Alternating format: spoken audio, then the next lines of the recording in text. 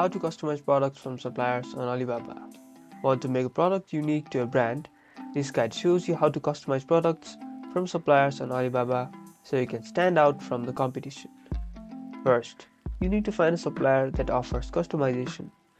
You can find this information on the supplier's page or by talking to them directly. Make sure you are very clear about what you want to customize.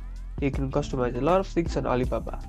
You can add your own logo to the product, create custom packaging, and even change the color and material of the product. The more you customize, the more unique your product will be.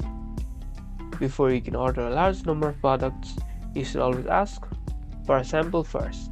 This will let you check the quality of the product and the customization. If you're happy with the sample, you can then place a big order. You now know how to customize products.